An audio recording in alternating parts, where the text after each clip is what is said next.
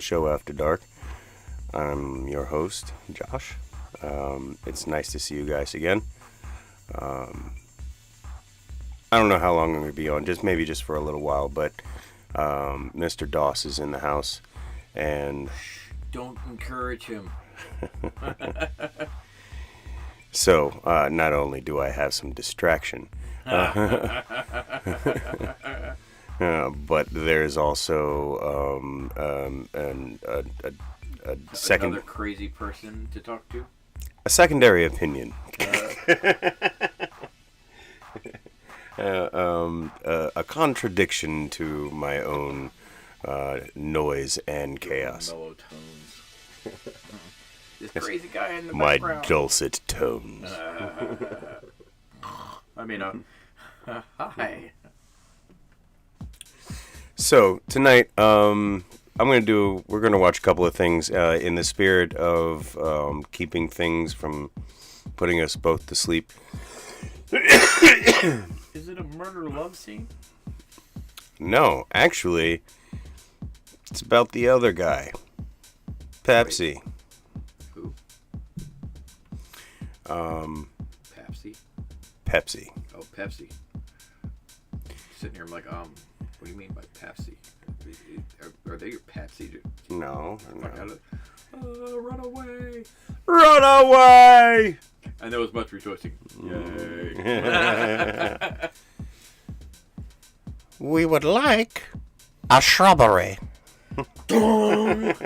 What? A shrubbery. We demand another shrubbery. Oh, no. Remember, your father smells like elderberries. Your mother was a hamster and your father smelt of elderberries. Catch a demush. Huh? Catch a demush. See, ladies and gentlemen, I don't need sound effects. I have John. You're so sweet. Hey. Yeah, I don't need a soundboard. I don't need a mixer. I just have this guy. Just fucking give him some caffeine and he's good to go. Yeah. Oh, look at that. The new PC is running nice and smooth. 44 degrees. And Josh is dying. Oh, dabs will do it to you, along with the cold. God damn. The gnome is about to hit the dirt. Not today, sir. Not today. Lies. So, John, if you'll notice, I now have a scroll across the bottom of the screen where I can inject. Your ads. No, there's actually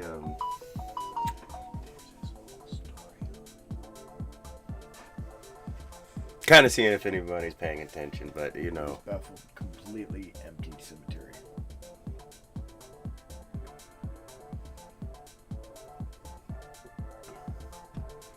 That's the second round so far. I change them up every so often. And today for the news. Right? Nobody's having sex in a cemetery. Dear God. What is this world coming to? Well, there's a grand opening of a hotel. They're offering the first night free. It doesn't stop people from screwing in a cemetery.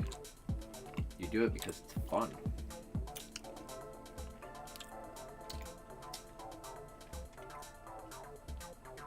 Depends on what reality you're in. I'm in this reality. In that one, not so much. Which one's that one?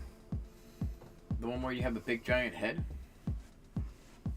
And look, even your little mascot there has a similar sized beard as you, but darker glasses. I mean, And a hat that's pointy. Yours is rounded. give me time. You're like a golfer's hat. No, it's a. Does it clip in the front? No, Well, it's then it's not one of an the. Irish It's hat. one of those. Then it's not an Irish hat. It's a freaking golfer's hat. Whatever. Yeah. Whatever. Mm-hmm. Little beard. Whatever you say, big beard. We shall name him Little beard. That's how you know we're brothers. Oh my goodness. Yeah, I'm telling you, they're not going to be able to, soon, they're not going to be able to tell us apart. You need to get like, you don't even have to shave it, just get like a number 2 or a number 1 and wear a hat. And it'll really fuck with Jonathan. Well, I was planning on shaving my head at some point in time because my hair is getting way too long for me to deal with. I'm quite literally about to start freaking out how long. I do keep hinting at it. I keep saying, you know. Fucking up. Yeah, just cut that shit. Just cut it. Just cut it. Like every time somebody walks through the door, I'm sitting there like pushing my hair out of my face, like okay, and people just all they see is me doing this.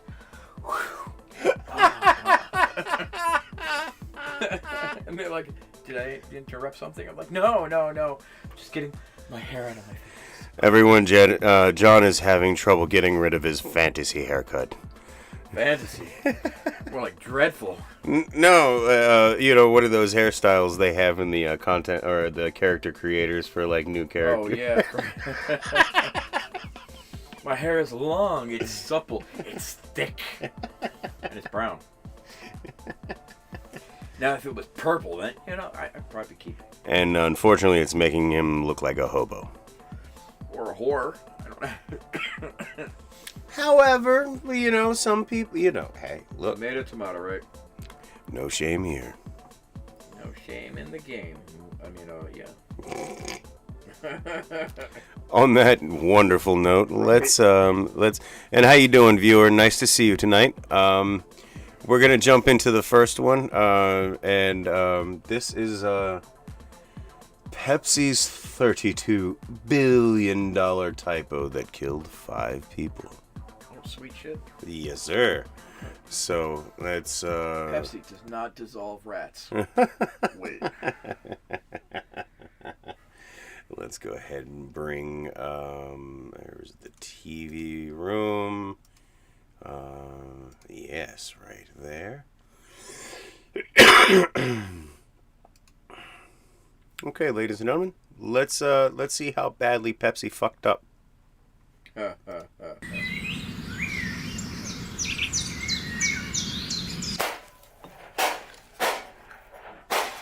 Well, that's a little bit of when excessive. I think about Pepsi versus Coke, I'm reminded of the words of the late philosopher Norm Macdonald.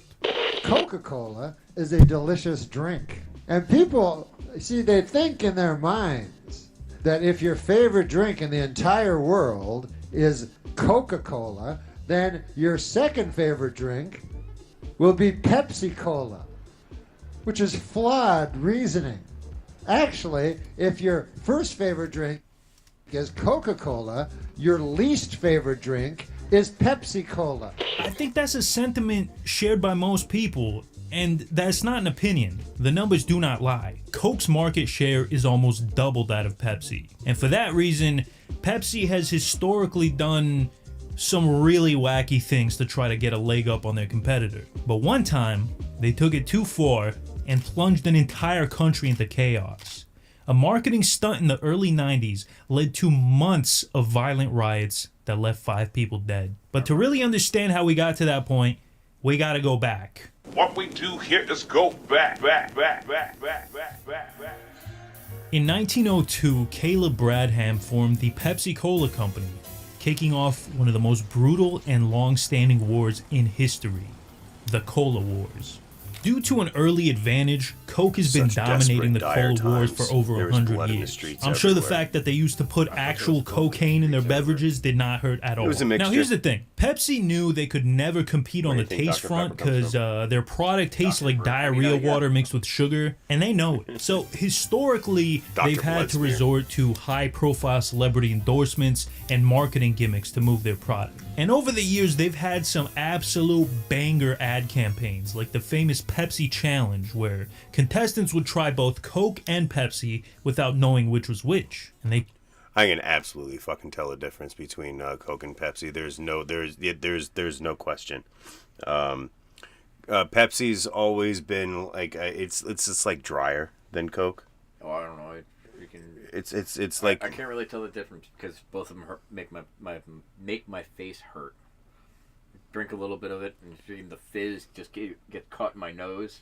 Well, because it's been broken so many times, it's just like tears. Well, we also know that you're an extremist, so there's every chance that that you just take the can and just slam it against your head and hope that some of it gets in your mouth. No, that's what I do when I go to crush it, and I just But it's supposed to be empty when you do that. Empty, full, whatever. Impact trauma, John. Asphalt. Need I say more? I have no teeth. Yeah. It's not like I can freaking just gum it to death. That's why you get the Jaws implants, and then we just like, hey, John, we need to... There you go.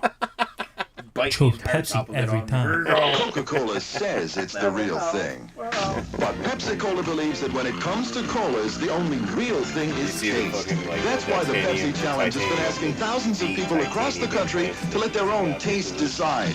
And the fact is, nationwide, more people prefer the taste of Pepsi over Coca-Cola. Pepsi. Pepsi. Pepsi. I like Pepsi a lot better. Pepsi tastes better. All right, guys. I'm not gonna Lies. lie to you, I wonder how I many of have those two people vices hate. in my life: nitrous oxide and What would Coca-Cola. you say? Okay, I'm a cokehead. I am a coke fiend. So to me, it's inconceivable that anyone would ever pick Pepsi in a blind taste test. So I decided to test this out for myself. I'm standing here in a non-disclosed parking lot. I'm and I'm just gonna ask saying, don't be strangers to do a mean. blind taste test to see if they That's prefer what I'm Pepsi saying. Don't or be the mean. competitor. So let's see if we can find And Sir, welcome to you! everyone. So Do you want to participate in a blind taste test? All right, come on over. Come on over. All right, so here's how this is going to go. In one of these cups is Pepsi. In the other cup is their competitor. So you're going to try each one of them, and you're going to tell me which one you prefer, okay? So start with this one. This one right here? Yes, sir. Okay. Oh, that is disgusting. I don't like that. It's horrible. Try this one out, yeah?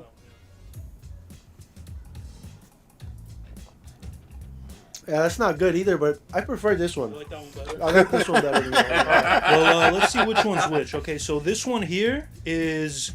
Oh, yeah, yep. This one's Pepsi. Okay. So that's the one you didn't like. Okay. Yeah, no, I didn't like Now this one is piss. This is my piss, actually. Yeah. No. What? Yeah, it's piss. Let me try this again. Okay, he's trying it again. Yeah, that's piss. Well, there you have it, guys. Pepsi is literally worse than human urine. Thank you, sir, for participating in this. I really appreciate it. Yeah, sure, I guess. Oh, well. he's gonna. I really wasn't expecting that. It's kind of crazy, actually. Can I get sued for this? The Pepsi challenge might not make sense to a cokehead like myself, but there's no denying that it's an absolute That was really good. masterclass in marketing. I remember learning about it when I was getting my advertising degree at DeVry University. It's one of the most successful and iconic ad campaigns of all time. Now, this is not to say that every ad campaign they did was a banger. Like, remember that one time Pepsi tried to end racism by having Kendall Jenner hand a Pepsi to a cop at a Black Lives Matter protest?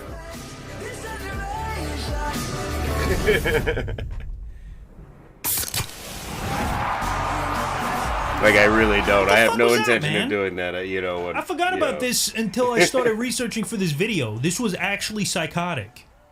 Still better than Crystal Pepsi, though. One of Pepsi's most successful ad Crystal campaigns Pepsi. ever was called Number Fever. It was basically a lottery where if you got the right numbers on your bottle cap, There are still places in America where you can find original bottles of Crystal Pepsi just lying there because nobody will ever want them. They will be here until the sun fucking goes out.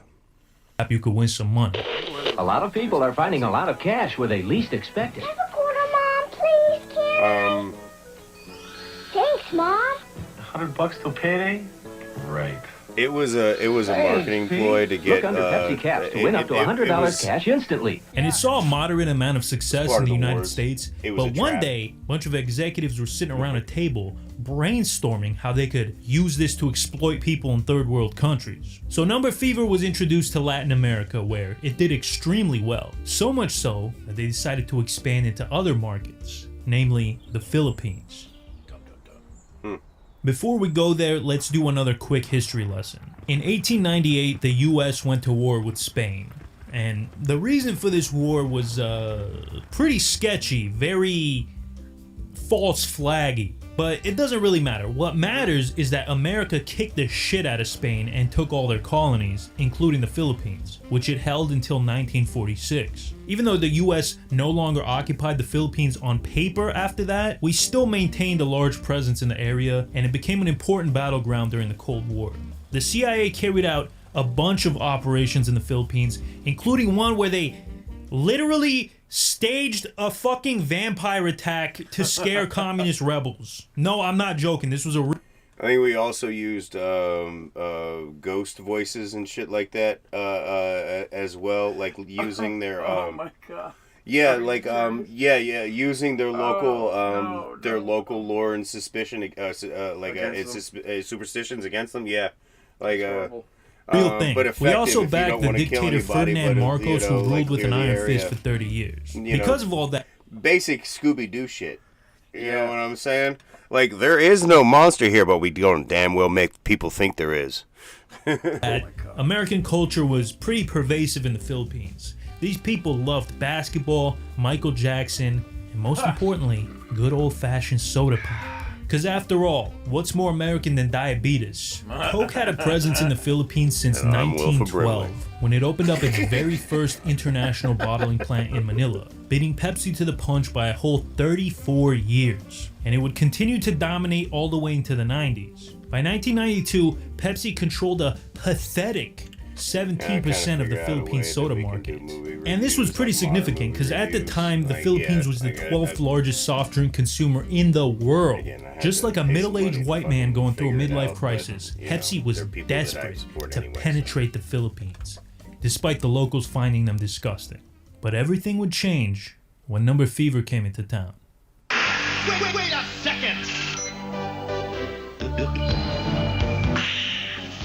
As I was saying, here's something new from Pepsi. You can cash this. Just buy any Pepsi product, look under their caps or crowns, you can win. So don't just walk, run, and get your cash crowns now. By the way, Is this the one where was this the points one where that one kid fucking like he won, like the commercial they had the Harrier jet that was a prize, and he said fucking pony the fuck up, I have the points. I apologize for the dog water quality of these clips. For some reason, It's like 11 all of million these commercials are in shit like 120p, that. I so remember just that bear with me commercial. on that. I was like, Anyways, here's how number the kid fever who worked. gets that Under is each gonna cap be of parole. Pepsi, 7-Up, and Mountain Dew was imprinted a number from 001 to 999. Every night, locals would tune into the Channel 2 News, where they would announce the winning numbers. And you could win anywhere from 100 pesos to the grand prize of 1 million. A million pesos at the time is the equivalent to about 75,000 US today, which to us privileged Westerners may not sound like a crazy amount. No. But to the average right here. Give it Filipino right who here. I'll only take makes to the about exchange. $4,000 a year, Not this now, was but- life-changing though. So millions of people across 2,000 islands started buying up bottles on top of bottles to try and win that succulent million pesos. Some of them even chose to buy Pepsi instead of food. But just like any other lottery, the odds were not in their favor. It was estimated that the chances of winning the grand prize were somewhere around 1 in 28.8 million. These odds are so astronomically bad that there's a better chance of me not plugging a sponsored segment in this video right now. So, you guys ever hear about Morgan & Morgan? Are you in frequent legal trouble like I am? In the past few years alone, I've had to deal with a divorce, child custody hearings, tax fraud investigations, and bootleg DVD charges. And if there's anything I've learned dealing with all that stuff is that you need a good lawyer on your side. That's why I partnered with Morgan & Morgan for this video.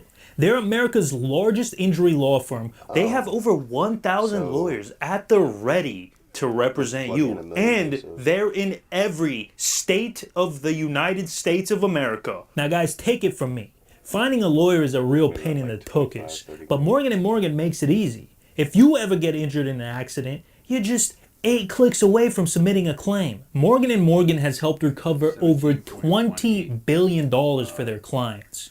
And they only get paid if you win. So they're incentivized to fight tooth and nail to make sure you get the best settlement possible. So guys, if you're ever in a car accident, God forbid, and you need legal representation, then you can check out Morgan & Morgan. In just 8 clicks or less, you can have America's largest accident law firm fighting by your side. So if you're interested, go to forthepeople.com/Dantavius. Or dial pound law. That's pound 529 from your cell phone. Thank you to Morgan & Morgan for sponsoring this video. Now let's get back into it. Despite the extremely small chance of winning the grand prize, Pepsi was flying off the shelves like a non-shitty soda. Their sales shot up by 40% overnight, increasing their market share by a respectable 7%. And the campaign was going so well that Pepsi decided to extend it by another 5 weeks. Up to this point, 17 people had won the 1 million peso grand prize, but now a few more people would get the chance to become millionaires. This is when shit started to hit the fan. On May 25th, 1992, the winning number of 349 was announced on the evening news. One of the winners, Victoria, was unemployed and raising her 4 children off her husband's salary of just $4 a day. Crazy. When she saw that glorious 349 bottle cap, she damn near shit herself. She was already planning on buying a new house and putting her children through school. A few miles away, Marilee So was in a similar financial situation. She had been praying for weeks to win the grand prize so she could finally escape the crippling poverty she was living in. Her husband had spent the last of their money on a 6-pack of Pepsi. Luckily for them, one of those bottles happened to be a winner. They were gonna be millionaires. They could finally afford that NFT they've always wanted. But when the 2 women went to the Pepsi plant the next day to claim their prizes, they noticed they weren't alone. There were thousands of people gathered around the building, all holding 349 bottle caps. Well, somebody made an oopsie. 486,170 people had crowns with 349 on them. Oh my Pepsi God, was this is gonna get absolutely people fucked. killed. They couldn't possibly give all these people 1 million pesos. Then how would their CEO be able to afford his 3rd yacht? An emergency meeting was called, and Pepsi's crisis management team spent all night brainstorming solutions to this colossal oopsie. They decided that as a so-called goodwill gesture, they would give everyone with the 349 bottle cap 500 pesos and an Arby's gift card. And most people actually took them up on this offer, but others were outraged. In their eyes, they won fair and square according to Pepsi's own rules, and they were entitled to that money. After all, it wasn't their fault that Pepsi screwed up. Now, the thing is, this wouldn't be the only time Pepsi botched one of these giveaways. Yeah. Case in point. Introducing the new Pepsi Stuff catalog.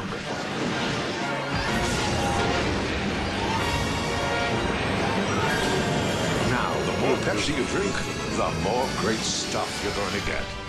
Sure beats the bus. Yeah. In 1996, Pepsi ran an ad campaign featuring a loyalty program where you could buy merchandise from a catalog with Pepsi points, which you accrued by, of course, buying Pepsi. At the end of the commercial, it said you could redeem a Harrier jet with 7 million Pepsi points. 7 million. Clearly, this was a tongue-in-cheek joke. You know, nobody would be psychotic enough to actually think they could win the jet. Well, except this one guy, John Leonard, who actually got the 7 million points and sued Pepsi when they refused to give him the jet. Turns out Pepsi's legal. Don't put that shit on TV or in your ad or in your commercial and say somebody can win it and then don't mean it. I mean, what the fuck? What the fuck? Stupid idiots. Team, which probably costs tens of millions of dollars a year, forgot to put a disclaimer in the commercial about this being a joke. They later updated the commercial to say "just kidding" in parentheses, which pretty much like an admission of guilt. Now, John Leonard eventually lost in court because, you know, the legal team had to make up for their oopsie, so they went extra hard on him. But of course, the general public sided with him because it's not really a good look for a massive corporation to be fighting some regular Joe Schmuck in court. But the whole Harrier jet controversy was nothing compared to the disaster that was about to happen in the Philippines. So let's recap. We got 500,000 pissed off Filipinos. At the beginning of the day, they thought they were millionaires. And over the course of a few hours, their hopes were completely dashed. It's like finding out the child you raised for years isn't even yours. Fuck you, she might be outside. So this all begs the question, how the heck did this even happen? Well, it turns out that 349 had already been designated as a losing number. So the Pepsi bottling plant had free reign to print buttloads of bottle caps with that number on them. But remember, Pepsi extended the competition past the original date, which messed everything up. I guess some schlemiel forgot to update it in the system or something. It's not exactly known, but that's the going theory. This explanation did not cut it for the thousands of people living in extreme poverty who thought their entire lives were about to change. Soon protesters started gathering around Pepsi facilities all over the Philippines. At first, it was just a few dozen, then a few hundred, and then thousands of people were out there marching, picketing, and boycotting every single day for months. One man in his 60s died of a heart attack during one of these protests, and his wife later told the media, "Even if I die here, my ghost will fight Pepsi."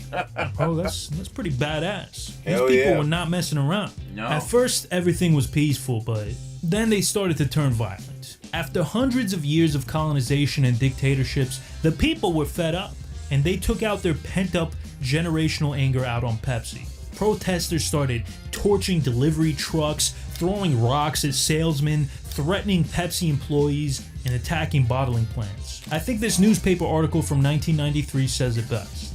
In ways that the government never could, the anti-Pepsi fever has brought together communist rebels and army generals, well-dressed Manila matrons, and barefoot peasants, all holding 349 bottle caps. Pepsi executives were soiling their britches. One of them said, As "We they were should. eating death threats for breakfast." Most of the executives were Watch what the relocated out of fuck the you country, say, but the ones that weren't corporations. had to travel Maybe that's with the theme of the night. 24-hour armed security. Despite all that, the corporate bigwigs in New York refused to cave to the protesters. Pepsi's VP of Public Relations, Kenneth Ross, came out and said, "We will not be held hostage to extortion and terrorism." Pretty big words from a guy who was at zero risk of anything happening to him. But unfortunately for the poor schmucks at the bottom of the corporate ladder who couldn't afford a private security detail, they were risking their lives every single day for like 32 cents an hour. The attacks on Pepsi plants continued all the way through 1993. In May of that year, a homemade bomb was thrown through a window, killing 3 employees and injuring multiple others. The bottling plants weren't the only targets. People also often attacked Pepsi delivery trucks. When it was all said and done, around 40 trucks were destroyed, set on fire, or flipped over. And you know, the Filipinos were lucky Pepsi didn't decide to go to war over this, because they did have the 6th largest military in the world at that point. As the violence continued to increase, Pepsi held firm that they would not negotiate with terrorists. But what if it wasn't terrorism? What if the NBI, which is like the Filipino version of the FBI, launched an investigation into these violent episodes that were occurring because of the 349 thing? And what they discovered was shocking. Now keep in mind, this is all alleged. The NBI's chief of organized crime reported that the so-called terrorist actions were not actually terrorism at all, but they were perpetrated by Pepsi themselves. The chief was quoted as saying, "The people responsible for the bombing, burning, and destruction of Pepsi property were hired goons of Pepsi's management." Damn, bro! George Bush on the board of Pepsi or something? And that wasn't even the only conspiracy theory. You know, in Fallout 4, Far Harbor, there's a storyline about the soft drink company that's on the island getting basically assassinated by Nuka-Cola. And this feels a lot like that. Maybe this is what that storyline is based off of. Senator Gloria Arroyo, who would later go on to be the president, claimed that the violence was carried out by rival bottling plants from other soda pop companies to try to get rid of the competition for good. If this is true, this is absolutely demented. I mean, we're talking about soda pop here. It's not that serious. This is like mafia stuff. But the thing with Arroyo is she was charged with corruption later in her career, so, take what she says with a gram of salt. Anyways, as the violence continued to escalate, it wasn't just Pepsi employees that were at risk. Some innocent bystanders also got caught in the crossfire.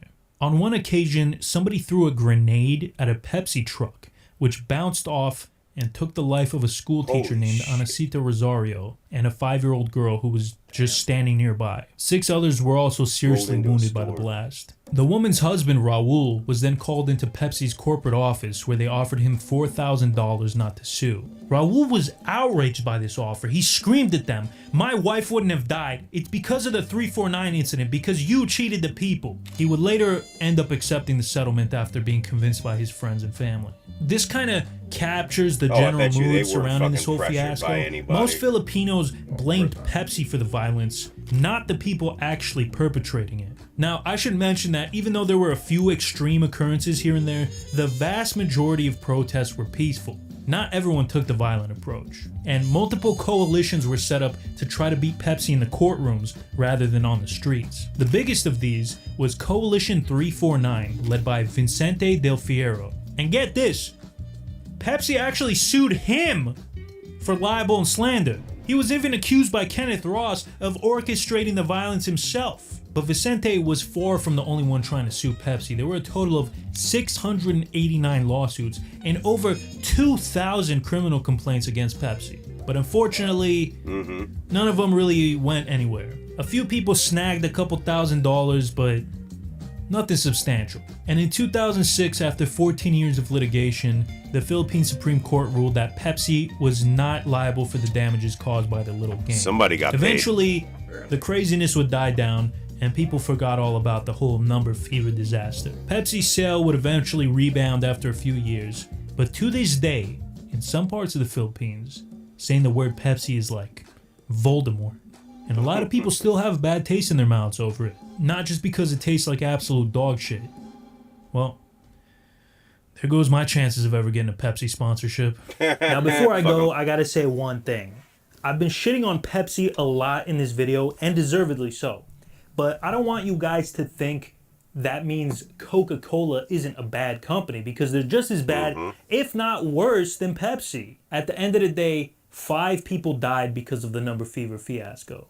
But that pales in comparison to the amount of people who pass away from heart disease and diabetes because they can't get access to clean drinking water and are forced to drink nothing but Coca-Cola instead. It's just something to think about.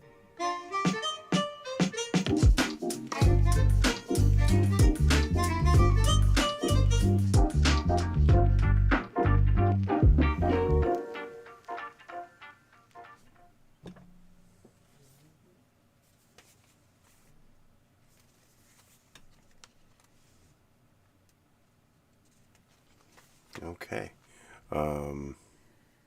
Put some music on. I'll be right back.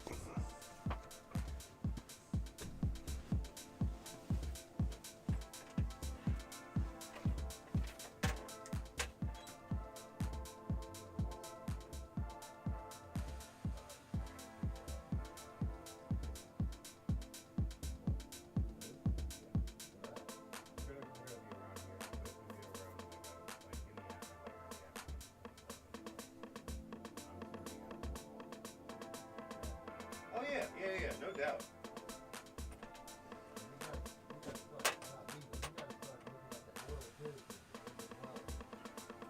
Bobby, get him to fucking fix it. We have the money. Just get him to do it now. Okay, yeah, do that tomorrow while I'm out.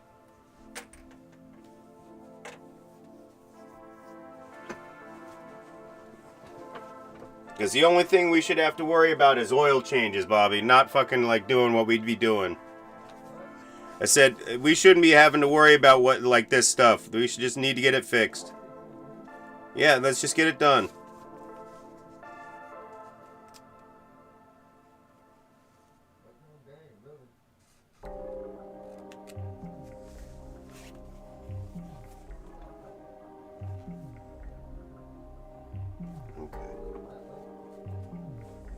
Oh yeah. Okay, so that was how Pepsi's $32 billion typo killed 5 people, or probably more than that, and that was wow, guys.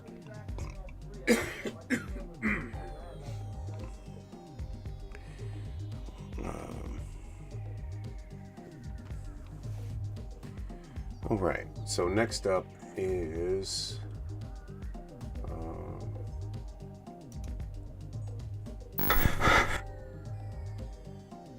yeah, because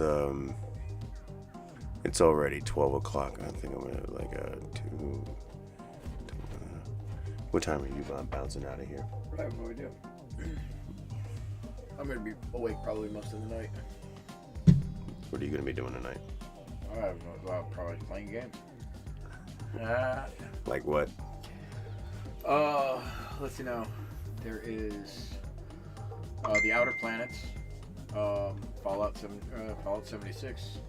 Mm-hmm. There's this Monster Hunter game that I started playing with Ashley, and it's got a Japanese theme to it. So Katana's freaking the spinning umbrella of death, bows, and pretty much usual stuff. We got to the point where we were trying to unlock the other 3 missing weapons, hoping that one of them was going to be a two-handed, or like 2 one-handed blades that you can swing around. But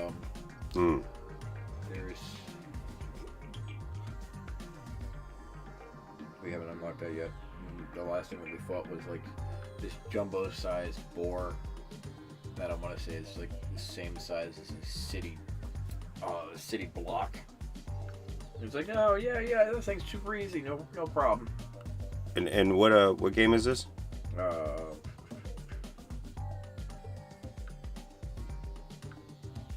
me look it up real quick. Yes.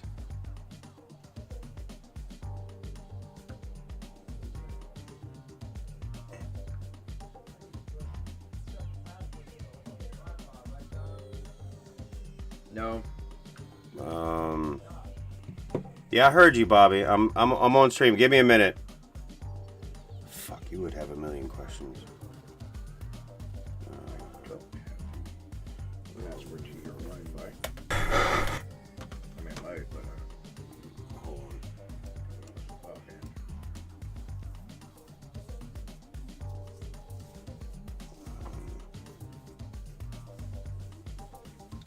I'll give it to you later off stream, Bobby. I'll give it to you later when I'm off stream. Okay. All right. So. I'll have to give you that information when I get back to the house, because it's in my Xbox chat. Mm-hmm.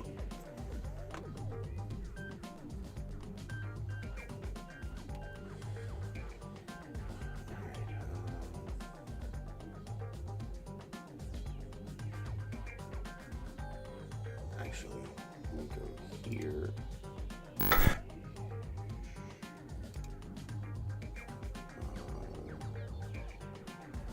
Let's see.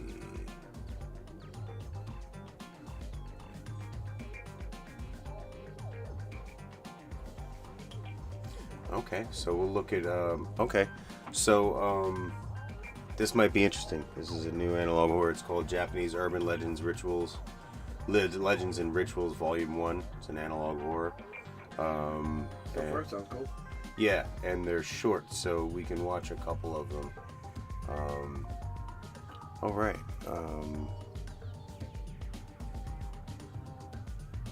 I don't need to keep this recording because it's just going to go out on the. I'll have to trim that at the. I'll trim it later. I'll trim that one later. Yeah.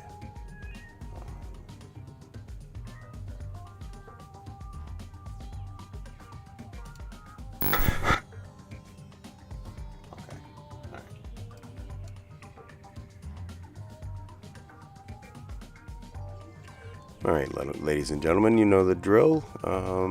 Let's do the opening for the episode.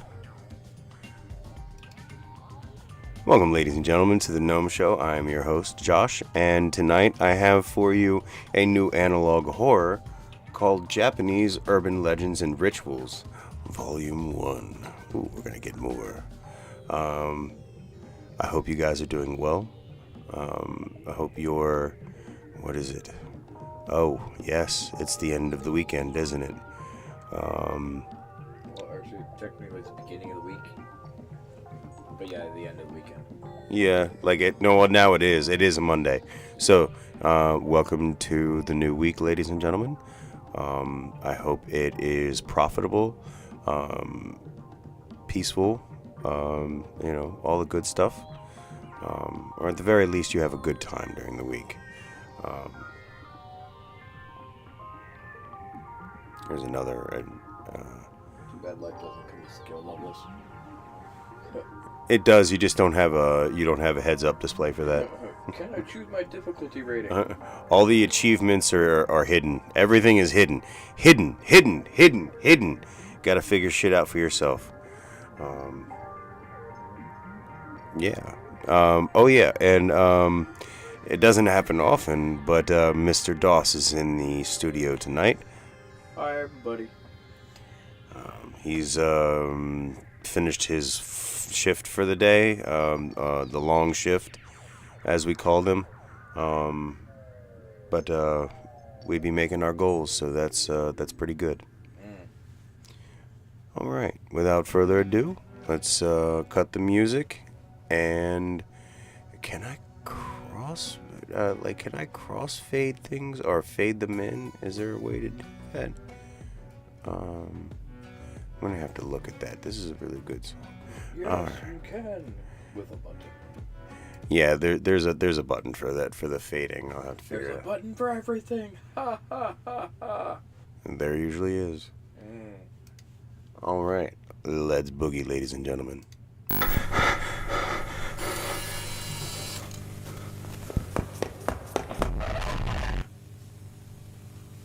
Stylized Kitsune. Following video is intended for your mature audience. Your discretion is advised. Mature. What's that? The Japanese are. Oh, this is really like a 70s 70s movie or 80s 70s movie. murder investigation. Proceed at your own risk. Fair enough. Requirements. Welcome to the Blair Witch Project. Stuffed doll with limbs. What the fuck? One sack of uncooked rice.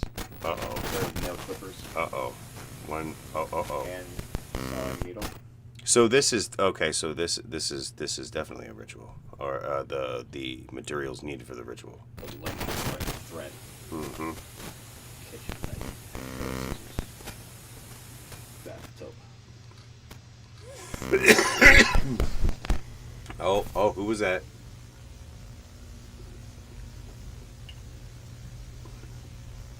Dog. Never ask who, just ask why. Stuffing them uncooked rice, cook a piece of your funnel, place it inside the doll with the rice. Stitch the doll with a needle and red thread, take the remaining thread, wrap it around the doll and tie both ends. Fill the bathtub with water. What the fuck? I set the sharp tool. What the fuck? Cold water with something in a hiding spot. What the fuck? What?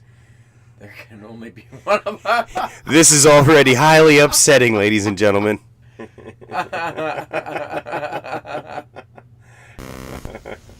Name the doll, do not give it your name. Absolutely, that sounds like fucking fair advice. Exactly. 3 a.m. repeat 3 times. Submerge the doll in the bathtub. Turn off all the lights in your house. Switch on the TV. Go to your hiding place, close your eyes, and count to Oh, when you finish counting, open your eyes, hold your sharp tool, and return to the bathtub or bathroom. Remove doll from bathtub. Say, "I have found you." Ow, Jesus. Go to next, and return the doll. Next. Okay, you have 10 seconds to go to your hiding spot and remain inside. Oh shit. The game has begun. The doll will start hunting you. Oh my god. Turn on the lights except for the TV. Okay. So, do not do any of the following. Turn on the lights except for the TV. Lock any doors, including front and back doors. Play the game with people in your home. Leave your house. Somebody's gonna die tonight. The following actions will result in failure. Giving up the game halfway through, playing for more than 2 hours, letting yourself be caught, making unnecessary noise, playing without following the precautions. Wow. No. This sounds like this sounds like a recipe for nope. I start playing that game. Next day you see a doll. Yeah. Like, I won the game. What game? And well, it looks like I have to teach you how to use the register. We'll still work it better than you. Oh, it's gotta get a soul from somewhere. Oh, right. However damaged it is. Put the salt water into your mouth. When you find the doll, it may not be in the bathroom. Spray the salt water in your mouth to the doll and say, "I win" 3 times. That sounds difficult, and it's trying to kill you. Allow time for the doll to get dry, then immediately burn and discard the doll. Wow. Your game is over.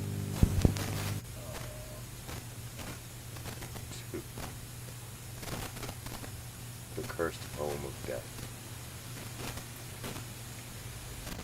Where is the poem?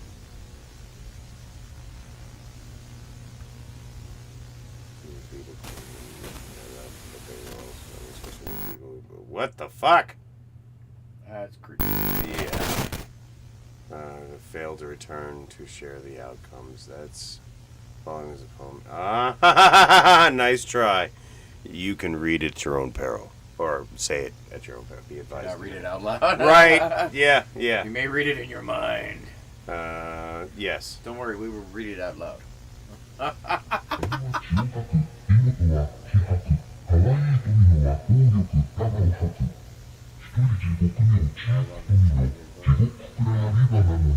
But somebody's reading it out loud anyway.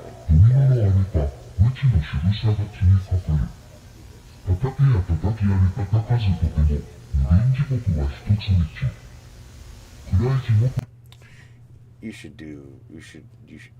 No, maybe not, but maybe you should fuck with Christine.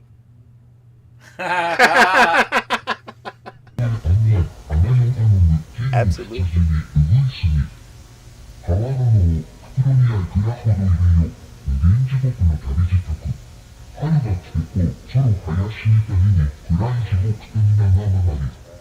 Stop. What?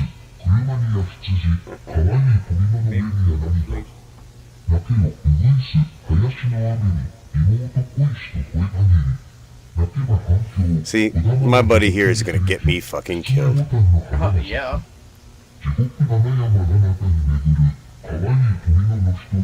It's alright, I have bargaining tokens. Doesn't matter. That's what I keep telling you. The hags will take things like this. No. No. Never mind, I'm not going to say that. They will. No. No, they won't.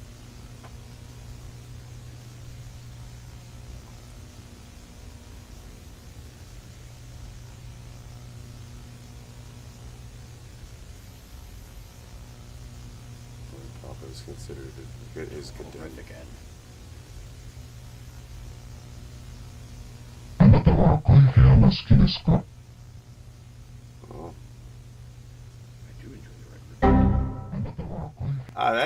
That's okay. So that is called a virus. We used to get those in the mid '90s, early 2000s, and sometimes in the 20s, 10s, and some things like that. If you were really unprotected, but yeah, that's what that is. That's just somebody harassing you. No, do I have unprotected internet searches? You know what I'm saying? I do. If you're gonna look for porn, be safe. Nobody knows what happens next. Of course nobody knows, because they'd be dead. At least your computer will. An incident in June 2004 involved a brutal murder of a 12-year-old schoolgirl by an 11-year-old classmate referred to as Girl A at an elementary school in Sasebo, Nagasaki.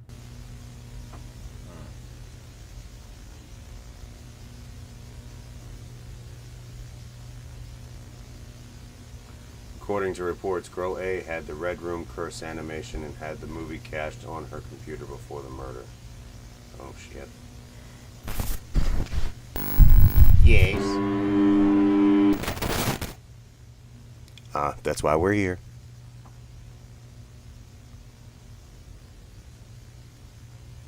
Thank you. Yes, I will. Subscribe and the like. All right. So that's the start to a new analog horror. Let's well, next time I see you, we'll check out the next one. I hope you enjoyed. Sound off in the comments. Like, subscribe, and share. I love you all. Be safe, happy, and healthy. And I'll see you in the next one. All right, that's one in the pipeline. Let's go back to...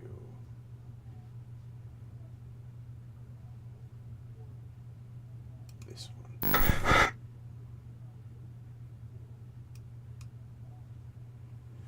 All right, I'm going to go smoke a cigarette real quick. I'll be right back, guys. Stretch my legs. Us old people got to make sure we don't get blood clots and shit.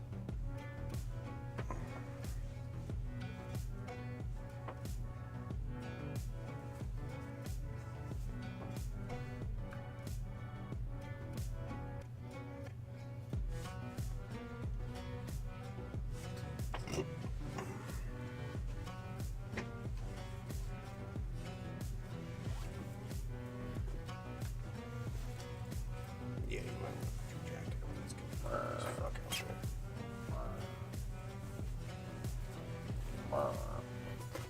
America. America.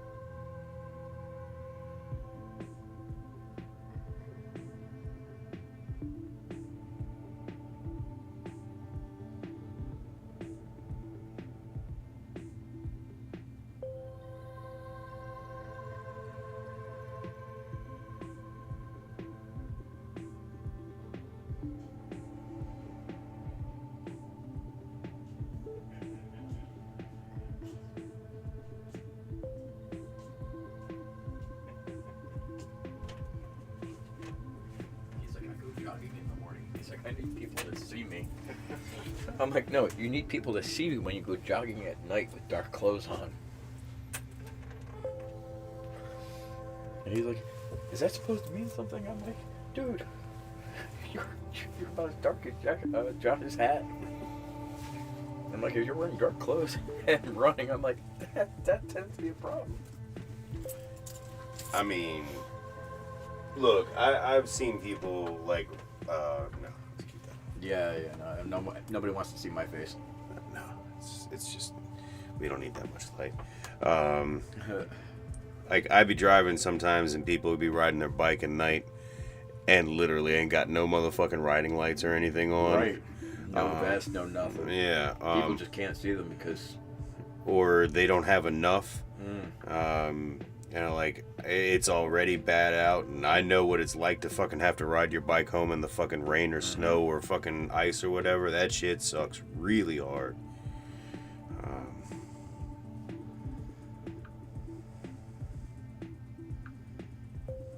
Okay.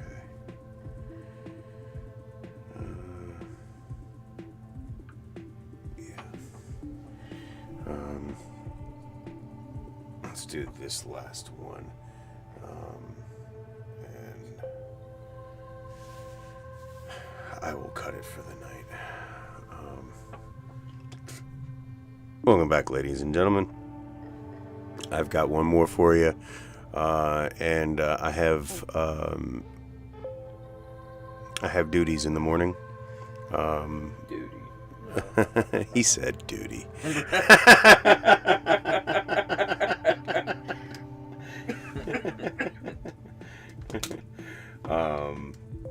And I need to be up at a relatively decent hour. So, yeah, this is going to be the last one for this evening. But I'm trying to be more active in general in streaming, as well as having daily uploads. So, without further ado, welcome to the Gnome Show, ladies and gentlemen. I am Josh, your humble host, and tonight we are looking at the second part of the Japanese Urban Legends and Rituals. This is Volume 2 by Stylized Kitsune. So, settle in, grab something to drink, something to eat, something to smoke. And since I've said it, we might as well take a dab before we go in. Actually, yeah.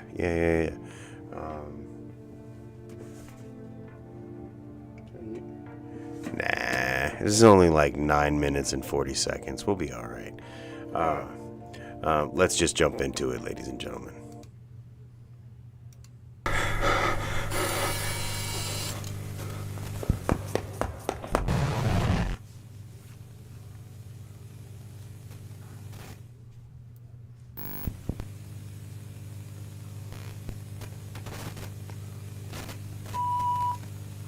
Beep. Don't you beep at me?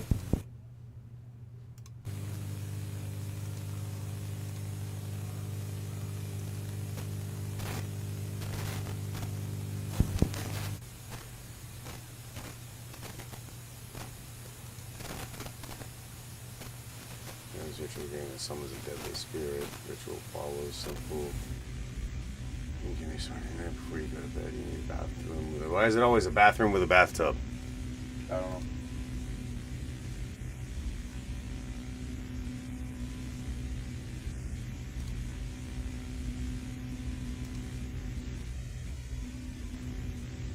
Fill bath water with the tub. Turn off the lights, remove your clothing, and sit in the tub. It's already a recipe for disaster. Cold and in the dark. Keep following me.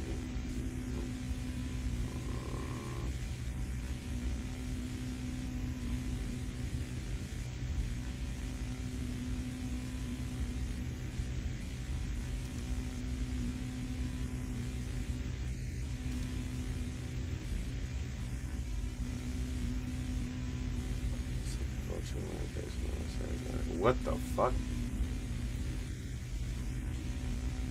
Any noises or feel a presence among you, do not turn around, do not open your eyes. Yep, no. Ask aloud, why did you fall in the bathtub? Do not experience. Do not say out loud. You have summoned Daruma. I don't have to get you killed. You're gonna get yourself killed. Sorry.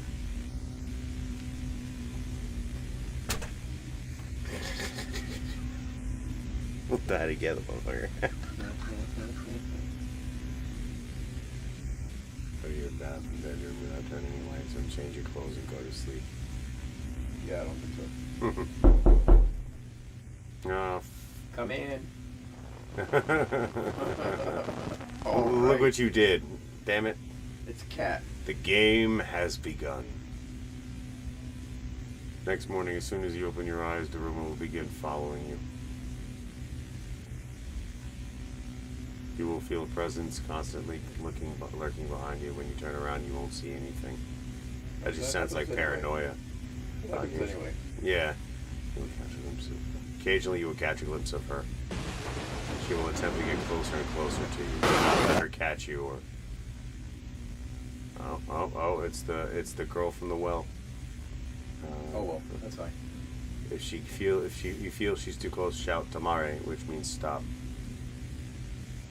How to finish the ritual. Good bag of donuts. Capture in your gaze, shout Kita, which means I cut you loose, while swinging your arm in a chopping motion. Do not play for more than 24 hours. She'll eat your soul. The ritual is over. Tastes like beach ice. Go for a punch. Lost dark web game. Uh-oh. Saki Sonobashi, under the subtitle Go for a Punch, is supposedly a lost gore anime from the 80s, 90s. I've seen a few of those. And today's is...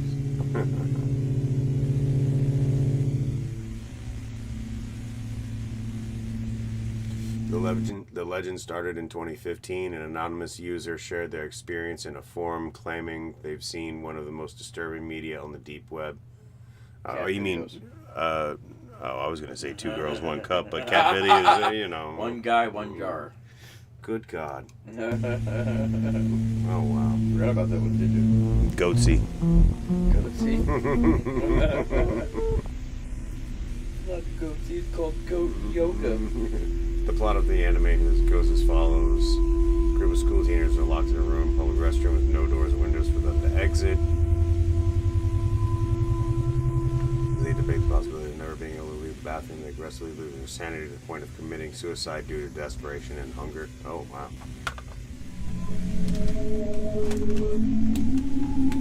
Ways in which they commit suicide range from drowning, slamming their heads against the walls, tearing off chunks of flesh with their hands out of desperation. Good lord. No problem.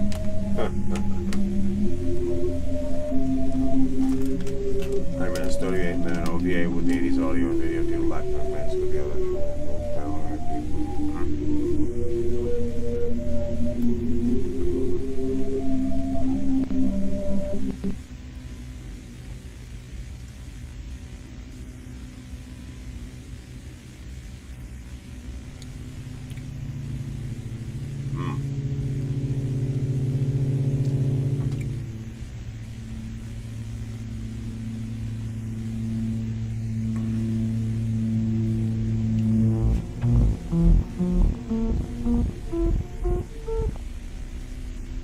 Couldn't find your video.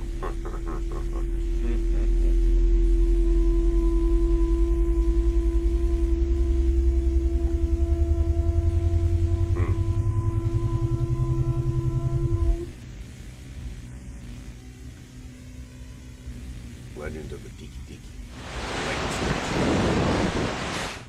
Oh, this sounds official. Dispatch transcript. Property of Tokyo Police Department. Officer 717. 4/21/1989. Good year. 717こちら派遣。渋谷通りで目撃情報が入りました。何か珍しいものを見たという通報です。どうぞ。こちら717了解。近くにいる。今その場所に向かっている。目撃情報の詳細はどうぞ。詳細は不明。717田畑に沿って素早く移動する奇妙な人影があると通報があった。注意して近づいてください。どうぞ。了解、派遣。注意して近づいてください。目を光らせておく。どうぞ。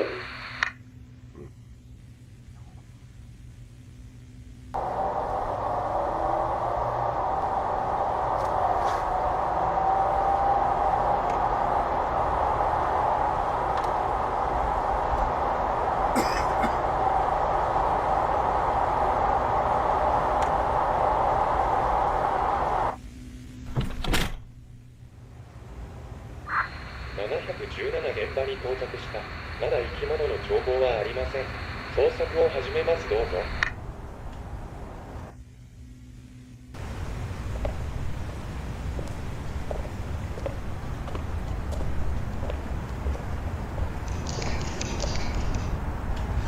Oh, that doesn't sound very, oh, shit. That's, nope, that's no dog. That looked like my prom date. Bad choices, John, bad choices. How many good choices do I make? I mean, you're still alive. I rest my case. Dicky. Although I do have to say, one of my best choices is my wife. There you go. And my choice in friends. And he made sure to say that on camera. Always, definitely. Her spirit is classified as an onryo, a ghost who only exists to bring hatred upon those unfortunate to cross their path. The tiki will chase someone down if they were seen or noticed.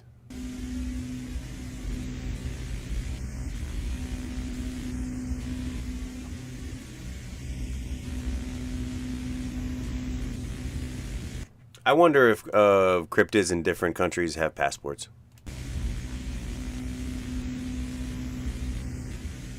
Takes place in post-war in Japan. Origin of this urban legend. A woman was assaulted by a group of soldiers and her body was thrown onto a railway. Badly injured but alive. She is then hit by an oncoming train, cutting her body in half. Oh my. The harsh cold of a Hokkaido night caused her blood vessels to contract, preventing her from bleeding out. Jesus.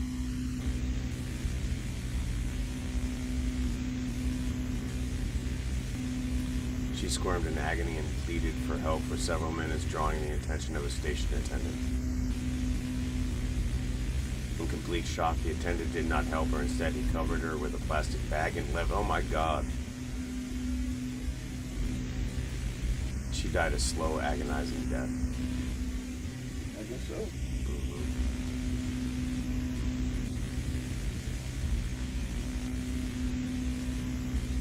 The teke haunts urban areas in Japan. If someone saw or was seen by the teke, they would be hunted by the ghost and sliced in half. Oh. I lose weight quickly. Oh, yeah.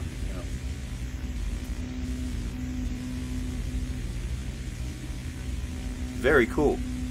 I've heard of one or two of these things. Yeah, it's pretty cool. Thank you very much, Stylized Kitsune. Looking forward to the next one. Sound off in the comments if you've heard any of these other legends yourself. Like, subscribe, and share. And be safe, happy, and healthy, ladies and gentlemen. I love you all. Don't get cut in half. And don't get cut in half. And I'll see you in the next one. Okay. So.